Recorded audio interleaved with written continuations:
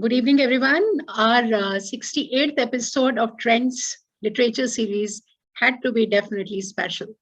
So, author of today is Sai Swarupa Iyer, who's an alumnus of the Indian Institute of Technology, Kharagpur, and she's also an investment professional turned writer.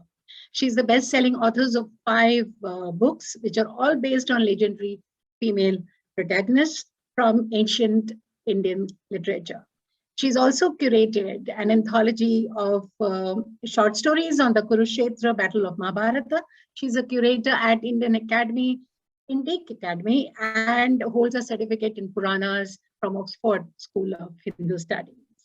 And before we proceed further, I would also request everyone present today to definitely subscribe to our YouTube channel, Trends Events, and which holds all the recordings of all the beautiful and wonderful authors that we have interacted over the last 10-12 months. So today we discuss Sai Swarupa's latest book, which is Avishi. I would like to show everyone this wonderful cover as well. And this is Avishi. This is the warrior queen from the Rig Veda. And as Sai Swarupa says, this is a humble tribute to the spiritual ancestors of India. So welcome to our forum, Sai Swarupa.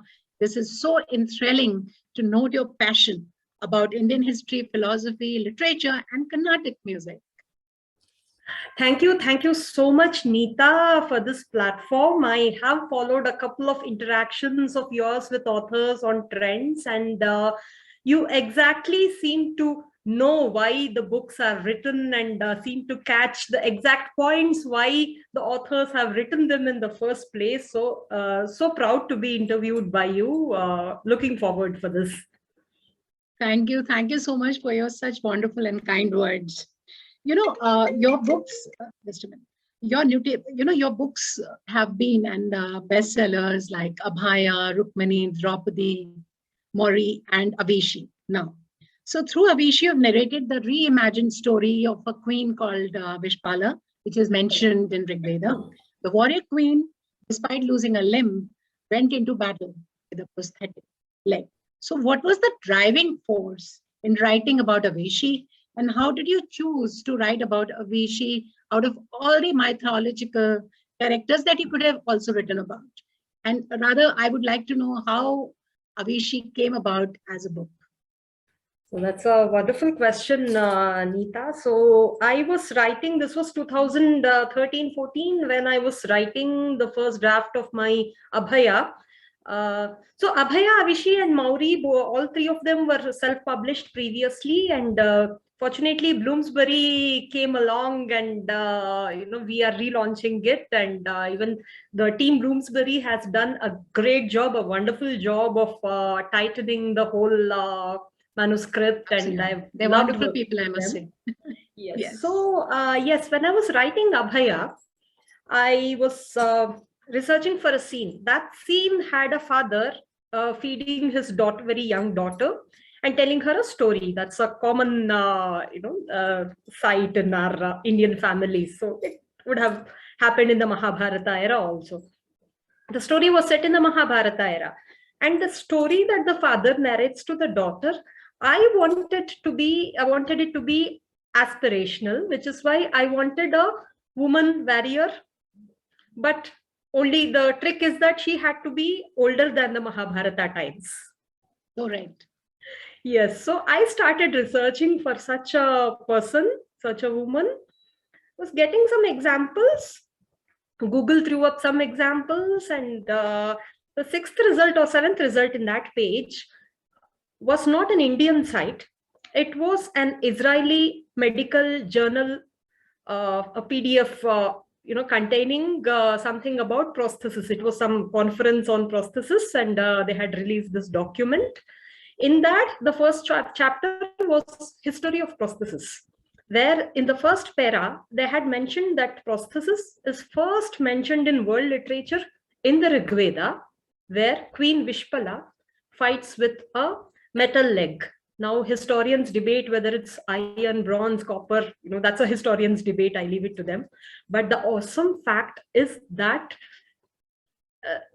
in the Rig Veda, see, the gods have given her a metal leg, but If it was just a miracle, they could have just made her whole, right? They would have made her leg, they would have just cured her miraculously, like nothing happened. But it's a magical path. Specifically mentioned that it is a metal leg.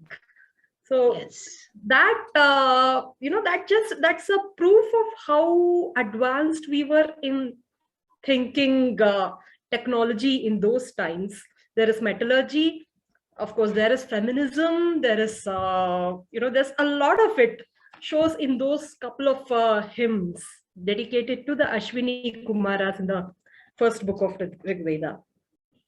So I felt so compelled that I wanted to pursue it. I mean, we talk about a lot of stuff from our ancient history, ancient India, the whole Purana corpus, the Ramayana, Mahabharata corpus, and we somehow Vishpala was never discussed. And it's a little mortifying that I got to know. I mean, I am brought up with these stories since my childhood. So I felt a little mortified to, discover her in an Israeli medical journal and not in an Indian site. Right. So that's the thought that stayed with me. And I wanted to, explore more of Vishpala. Unfortunately or fortunately, she is not discussed. Any Vedic story finds a repetition in the later Puranas or Mahabharata in some other way. So we get to, reconstruct the world from, Veda Vyasa's whole cosmos. But this was not so. Vishpala's story never gets a repeat mention in any of the source texts other than the Rig Veda. So it was a challenge for me to reconstruct the whole world of those times, but it also gave me some freedom in reimagining all the aspects that I wanted to highlight about ancient India. Like monarchy was not the only system we had. We had a republican system, we had oligarchies, we had democracies, and even the society was very egalitarian at that time. The roles were defined, and people had their purposes, and relationships happened or broke depending upon those journeys which are higher than the individual. So those are the aspects that I tried to highlight other than the story in Avishi.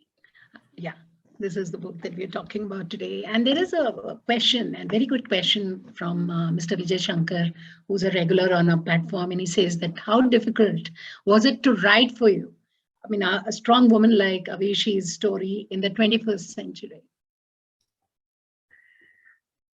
That's a nice question. For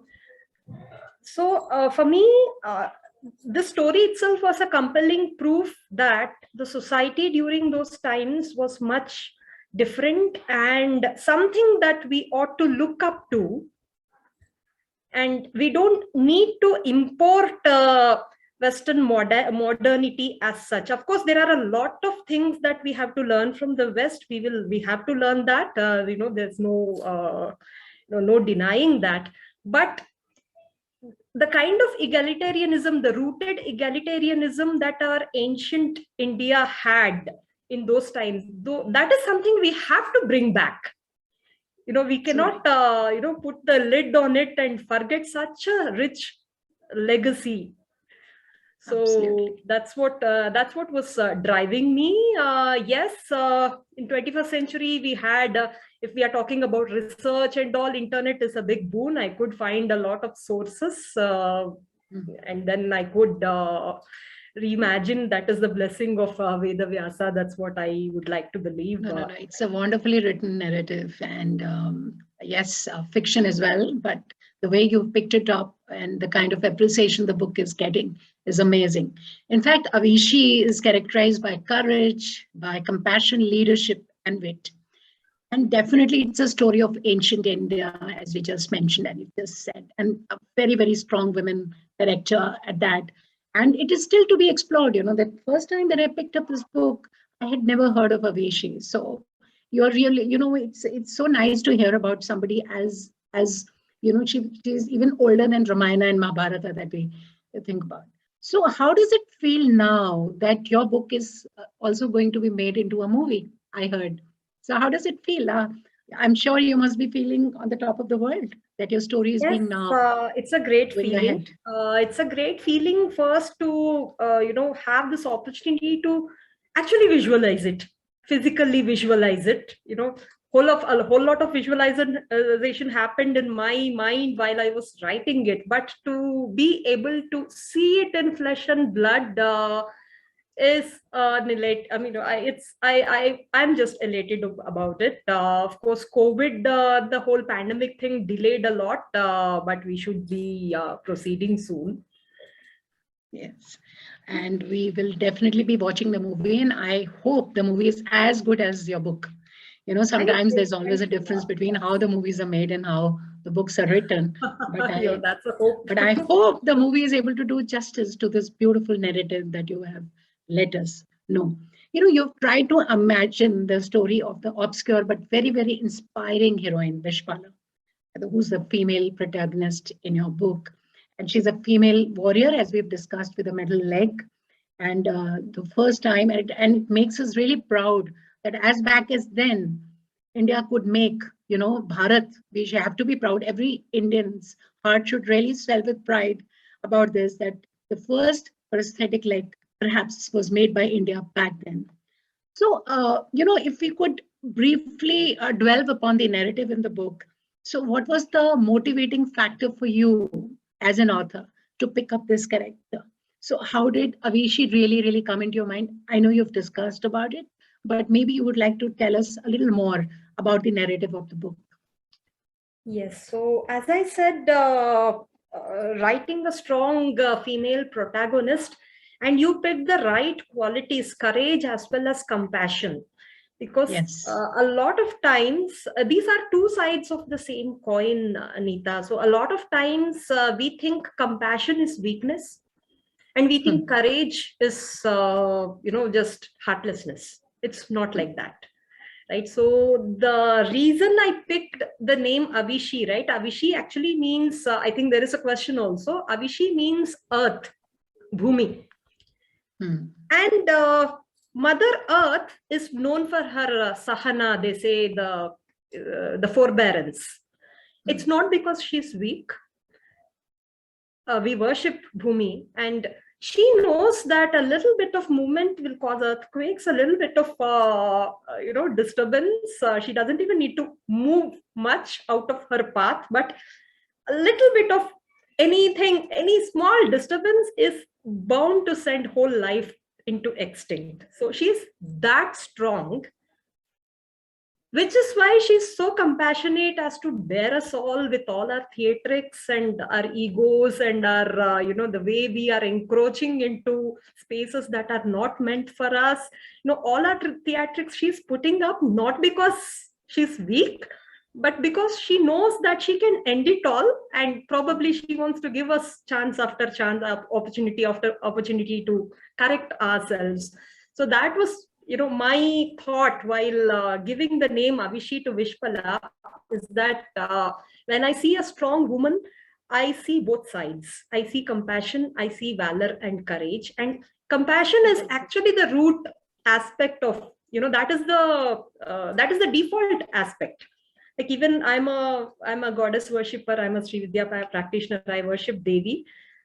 Even her default form is something of compassion and love. Only when there is somebody monstrous like Mahishasura or Bhandasura, so she takes up fearsome forms like Kali and all. She's well capable of that, but that is not her default form. Her default form is Parvati or Lalita, who is, motherly, compassionate, and loving.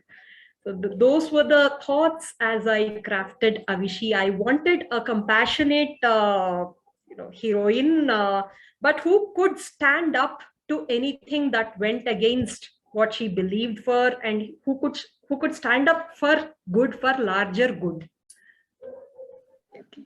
And Mr. Kaushik wanted to know that if it is a Hindu name, if it is, I've been getting these questions also either side, and I thought I'll also make it kind of an interactive in the sense that there's also a contest. The best two questions today win your book. So people have been writing questions and have been wanting to know. So this session Yeah, it's becomes more of definitely a interest. Sanskrit term. Avishi is definitely Okay. a Sanskrit term, and it means earth. There's a second meaning to Avishi, that is river. And again, a river stands for the same qualities that earth stands for. She, in one form, she is the life giver. We depend on her, and come one cyclone or flood, we know what she's capable of. It's the same old characteristics, and both we need both for civilization, which is why I selected the name Avishi. Wonderful, wonderful. I'm sure you'll get a lot of people, a lot of daughters being named Avishi now. It's a very unusual name and quite new for a lot of people. There was another question by Nikhil Pandya, and he said that who inspired Avishi to become a warrior? I mean, and who was the mentor of Avishi? Perhaps that is the crux of the book. But yes, maybe a little briefing from you excites people to read the book further. Yeah. So here, sorry, who was the one who asked that question? Who was Mr. Nikhil Pandya. Yeah, yes. So Nikhil Pandya ji, so in the era, the Vedic era, being a woman warrior is norm. It's not something out of this one. So being a warrior is not her identity. She could have been, there are doctors or, it was just like another profession. So she had a guru. She was an orphan who was brought up in the Naimisharanya, that is the forest school of ancient India, which is of very high reputation. All our texts like Mahabharata, the Puranas, were the products of discussions that happened in the Naimisharanya between the Kulapati Shaunaka and Suta Mahamuni. So that is the repute of that forest school. So Avishi grew up in that forest school. She had a military guru. They had a way where they would observe children as to where they have an aptitude and train the person, whether it's a boy or a girl. So being a warrior is not something out of the world in that era, but how the journey of that warrior is the choices of that warrior and how they grow. That's what differentiates them from other normal warriors. So right. And one very pertinent question which comes out of this book is that what was the need to institutionalize marriage when it was not so in the Rajvedic era? And what led to doing so, and when was that? This is a very important question which was raised. Yes. So the institutionalization of marriage, the wedlock, right? That has been one of my other favorite areas of research. And because Avishi is such an ancient story, I grabbed the opportunity to meet both the narratives, weave both the narratives together. So in Manusmriti, I know people hate it, but if we read the Manusmriti, there are 8 kinds of marriages that are permitted. And Manu makes a very good distinction between what is encouraged to be officiated and what is discouraged, but in case it has happened, accepted. Right? Okay. So there is Brahma Vivaha, where the family, both family, the girl's family, boy's family are in perfect harmony. Everybody likes the alliance, including the boy and the girl, which is key. And the families are in the groom and the bride, they are in harmony with their families, which is why, she likes the boy, her father likes the boy. It's the same thing other way. So that's the perfect ideal vivaha. Then comes something like Deva Vivaha, Prajapatya Vivaha, and Gandharva Vivaha, it's totally individual, where just the boy and the girl the man and the woman like each other, and the Gandharvas stand witness to that union, right? That is totally individual. Where then comes till there, the consent of the girl is paramount, from the Brahma to Gandharva. Then comes Asura Vivaha, where financial transactions come into force. So I know dowry is it's a very reviled practice here. But I would like to say, whoever thinks dowry is traditional, the dowry is actually Asura Vivaha. That's what I would say. So there again, it has become a transaction. Relationship has become a transaction there, which is why Manu did not view it very highly. But in case it has happened, let the children of that union not suffer any kind of distancing from the society. He makes that kind of. Then comes Rakshasa Vivaha, where the bride is kidnapped, right? So her abducted and kidnapped, that is Rakshasa Vivaha. That's an apt name, because her consent is not at all in the for that doesn't matter. So if somebody comes and tells a Brahmin saying ki I want to abduct that girl, will you officiate? He will say get lost, right? But in case such a union happened, again those children are accommodated in the society. That woman is accommodated in that in that family. Then comes the Paishachika Vivaha, which is rape. So each of the marriages have been given the social status so that the woman and her children don't suffer from ignominy. Right? That's the sophistication of this institution struck me. It would have taken centuries of thought and observation and course correction to arrive at this kind of institution, and this realization that family holds the society together. So in a family, we care for each other. That's the, maybe the couple care for each other. There is a physical as well as, beyond physical, this one to it, layer to it. Of course, parents care for their children. And society has to be, built upon similar values, like we care for each other. If we care for society like we care for, we wouldn't be littering the roads, we wouldn't be, our public spaces would be much more better, and there are a whole lot of things that would be better, once we start viewing the larger units of society as our own family. So I think that would have been the need for institutionalizing whole wedlock thing. So it needs commitment from both sides. Very, very well explained. It shows that you've done so much of research, not only for this book, but all the books that you've written so far. We had a very, very pertinent question from Major Neha, but because of a Wi-Fi problem, she's unable to join right now. Sure. So, very, very important question this was, and I'm sure this is going to win the much coveted book of yours, that with such a powerful history of women in literature and religion in India, where did the power of women vanish? So why did we come to a level when we have to really fight for equality now? We've been talking about strong female protagonists, but what is happening now? Why are we back to where we were perhaps a few years back? I know, because our country went through very tough times during invasions of various kinds.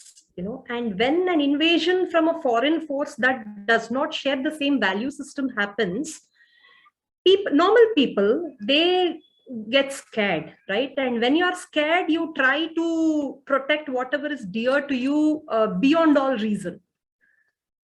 Right? So that is the kind of paranoia that has stuck through generations. And now, after being an independent country, 70 years after gaining independence, there is no point in holding on to that paranoia. It's high time we discovered back our roots and start observing and learning from our past. Of course, there were tough times, and we did whatever we could. Some things we are proud, some things we are not so proud, all that, but they are transient. Right? And there is a timeless aspect of our past which we need to learn and get inspired from and go forward. There is no going back as such, but we just need to we need to prioritize. When we are traveling, we shed the baggage, we try to cut down baggage, we take whatever is useful to us and we proceed. Right? So these are the things that we should learn from our past and proceed ahead. So what is the most important lesson do you think books like Avishi give to the present generation? And what is the message that you're really trying to convey? I mean, apart from the fictionalized fact that we have in this book, but what is the important message that we're really, really trying to read? So my message is two-pronged, one to the feminists and the other to whoever is, opposing them. I wouldn't like to, the chauvinists, I wouldn't like to institutionalize them telling it is patriarchy, right? Because patriarchy also believes in certain sustainable models. So whoever is opposing women empowerment, they're not even patriarchs, they just don't know what is right and wrong, so don't appreciate them. So my message to the feminists is, yes, there is a lot to be done before we can achieve back that same egalitarian status of our ancient India. So don't hate your past without knowing it. There is a lot of awesome kick-ass part of our past which actually lends validity to your battle. That is, for the feminists and for the people, for the anti-feminists, is something I would like to say. Whatever you're following in the name of tradition is not tradition. Again, go back to your past, and we survived as a civilization because we maintained balance, be it between the genders, be it between the classes, be it any two segments of population. There was a certain balance and there was harmony, not homogeneity, right? Homogeneous, everybody follows the same thing, like a hostel or something like that. Okay, that's one institution, but it's a collection of institutions where people follow different lifestyles according to what has brought them till here. And there is a whole legacy that each one is carrying, and that harmony and balance, that should be our aims. So that is my message to both. Thank you. Not only through this book, but I must tell everyone through all the books, and I am lucky to have read other books of Sai Rupa also. Fascinating books. Thank you so much, Nita. And really lovely. I have Dia who wanted to ask you a question directly. And in case if we still have time, there'll be some other questions too. Yes, Dia. Sure. Hi, Dia. Hi. I just have to appreciate the fact that your book, it gives us a glimpse of what is unnoticed India. And I mean, you've created an entire story from 2 shlokas of Rig Veda, and that is pretty amazing. So congratulations on writing this amazing book. I just wanted to know how and where you started writing, and what did you expect your book to turn out like when you started with it, and how similar or different was it in the end? So writing was mostly self-taught. It was a labor of love for me. I was a storyteller to my younger cousins when we were all young and we used to meet up for family occasions. I was the storyteller. But once career and the academics and career, they took over our lives, the reunions could not happen like before. And I guess the storyteller in me is finding that satisfaction in writing these stories for the larger world to read them. So thank you for reading them. Yes, the second question was about how I planned for it and how it ended. Right, okay. For that, I think I should ask you to read the book, but yes, some characters have a mind of their own, and the way they survive, especially the my male characters, Satya and Shula and Khela, all 3 of them, I guess they charted their own journeys. I did not decide their fates as such. At least Satya, I thought he would be dead, but he lived. So even, something happened with Shula. I thought, he would leave the village, but he stayed on to become the village head after the heroine leaves. It's the same thing for the character. Then I get assured that the book has a life of its own, and the characters are showing me how they like the story to be. Fantastic. Yes. Thank you. Thank you. Anything that we missed out from the narrative you'd like to say? We still have 3-4 minutes left that you would like to maybe connect with the readers and tell them something about it. And maybe a simple liner on why should they read this book? So yes, there is a discussion in the book between the male protagonist, who is Satya, who invents this, prosthetic leg holding his also happens to be the romantic interest of Avicii in the book. And it is his journey. There were times when I was writing the book, I felt if I was writing his story and not her story. There were times like that. Then it's been his, he has a long journey trying to find a solution for crippling that crippling that happens midway in life. And then there is a discussion between him and Lady Rishi in the ashrama. She's the matron of the ashrama, and she thinks he's trying to challenge the natural order by finding an artificial solution. Then he points out, saying, it's not, because the way we have civilized as a society, while other animals stayed the way they were, but we have civilized as a society, that itself is a challenge to natural order. Don't you think so? Then she comes back saying, it's not a challenge to the natural order, but we as human beings, we discovered the advantage of caring for each other. We discovered the advantages of staying together, and not just pursue the carnal level aspirations. We have discovered social aspiration and gone beyond society to, and also discovered an inward journey. So civilization is about that.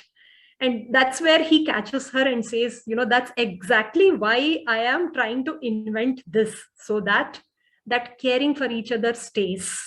And so these inventions are not a challenge to the natural order.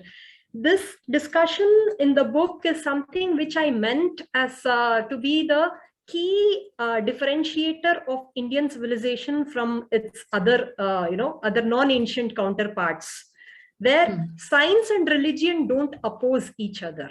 In ancient India, science and religion are not against each other. Science is meant for betterment of mankind, and religion blesses those people who work for that, which is why we had. Fantastic. You're from IIT Kharagpur, and you really mixed together two different extremes in your writing style, and the way you worked for all the mythological characters over the last few years is really commendable. And I really want to thank you for such an amazing session on your beautiful book. I must tell everyone, amazing read, quite a simple page turner, and wonderfully imagined. And thank you once again, everyone, for being on the platform today. And thank you especially, Sai Rupa, for being here today as our 68th author. Wow. Thank you. Thanks a lot. I feel proud and privileged to be on this platform. Running 68 episodes is not something which everyone can do. And I can see why you are able to run such a successful show. You are giving platform not just to the authors, but also to the viewers who come up with those questions. And that way, the session has been so unique. I hope to keep returning to your sessions for our future books. We'll wait for you, and maybe we'll have a chit chat once the movie on the book comes in. And we'd like to discuss definitely the book and your expectations and how people perceive it. So I'll make sure people watch that movie whenever it is made, and it is, I'm sure, already on the way to the production. So thank you for being here with us today. Thank you. Please do subscribe to the channel Trends Events. And the winners of today's questions are Major Neha and Rashmi. You'll get your books very shortly. Thank you. Oh, congratulations, guys. Congratulations. Yeah.